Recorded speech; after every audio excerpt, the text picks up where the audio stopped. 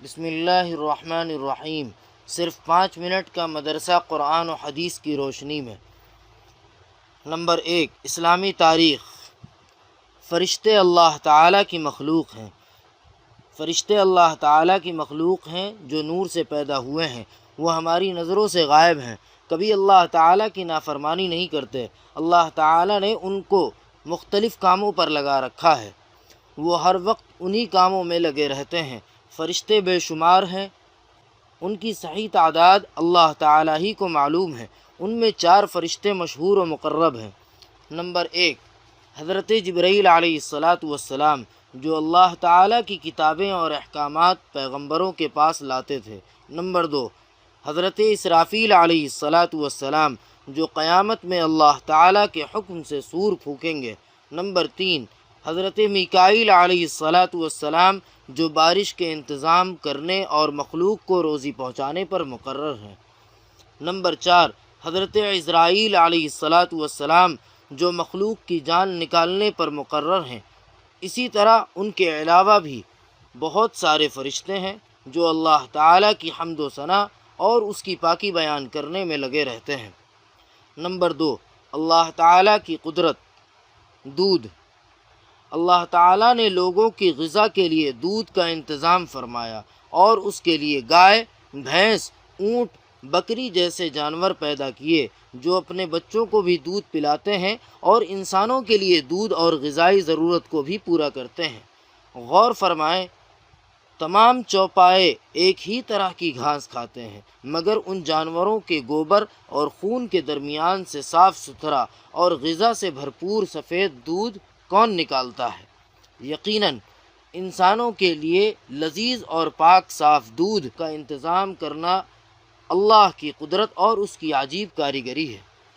Number 3، ایک فرض کے بارے میں، غسل میں پورے بدن پر پانی بہانا۔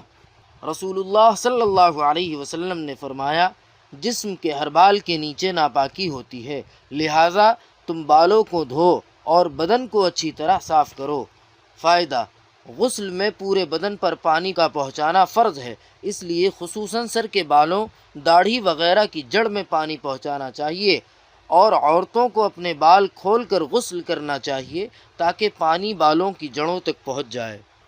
نمبر 4، ایک سنت کے بارے میں، وضو میں داڑھی کا خلال کرنا۔ حضرت انس رضی اللہ تعالی عنہ بیان کرتے ہیں کہ رسول اللہ صلی اللہ علیہ وسلم جب وضو فرماتے تو ہتھیلی میں پانی لیتے، اسے ٹھوڑی کے نیچے داخل کرتے ہوئے انگلیوں سے داڑھی کا خلال کرتے اور فرماتے، اسی طرح میرے رب نے حکم دیا ہے۔ نمبر 5، ایک اہم عمل کی فضیلت، 2 محبوب کلمے۔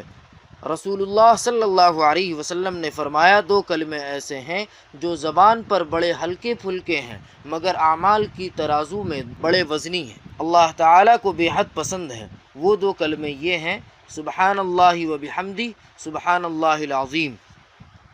نمبر 6، ایک گناہ کے بارے میں، ٹخنے سے نیچے کپڑا پہننا۔ رسول اللہ صلی اللہ علیہ وسلم نے فرمایا، جس نے اپنا تہبند تکبر کے طور پر زمین پر گھسیٹا تو ایسے آدمی کو دوزخ میں روندا جائے گا۔ نمبر 7، دنیا کے بارے میں، آخرت کے عمل سے دنیا حاصل کرنا۔ رسول اللہ صلی اللہ علیہ وسلم نے فرمایا، جو شخص آخرت کے کسی عمل سے دنیا چاہتا ہے تو اس کے چہرے پر پھٹکار ہوتی ہے، اس کا ذکر مٹا دیا جاتا ہے اور اس کا نام دوزخ میں لکھ دیا جاتا ہے۔ نمبر 8، آخرت کے بارے میں، مسلمانوں سے جنت کا وعدہ۔ قرآن پاک میں اللہ تعالیٰ فرماتا ہے، اللہ تعالیٰ نے مسلمان مردوں اور مسلمان عورتوں سے ایسے باغوں کا وعدہ کر رکھا ہے جن کے نیچے نہریں بہہ رہی ہوں گی، یہ لوگ ہمیشہ ان باغوں میں رہیں گے، اور ایسے عمدہ مکانوں کا وعدہ فرمایا جو ہمیشہ رہنے والے باغوں میں ہوں گے۔ نمبر 9، طب نبوی سے علاج، 3 چیزوں میں شفا ہے۔ حضرت ابن عباس رضی اللہ تعالی عنہ بیان کرتے ہیں کہ رسول اللہ صلی اللہ علیہ وسلم نے فرمایا، شفا 3 چیزوں میں ہے۔ نمبر 1، شہد پینے میں۔ نمبر 2، پچھنا لگانے میں۔ نمبر 3، آگ سے داغنے میں، اور میں اپنی امت کو داغنے سے منع کرتا ہوں، لہٰذا داغ کر علاج کرنے سے بچنا چاہیے۔ نمبر 10، قرآن کریم کی نصیحت۔ قرآن پاک میں اللہ تعالیٰ فرماتا ہے، اے ایمان والو، اللہ سے ڈرتے رہو اور سیدھی سچی بات کہا کرو۔ اللہ تعالیٰ تمہارے نیک اعمال کو قبول کرے گا اور تمہارے گناہ معاف کر دے گا، اور جو کوئی اللہ تعالیٰ اور اس کے رسول صلی اللہ علیہ وسلم کی اطاعت کرے گا وہ بڑی کامیابی کو پہنچے گا۔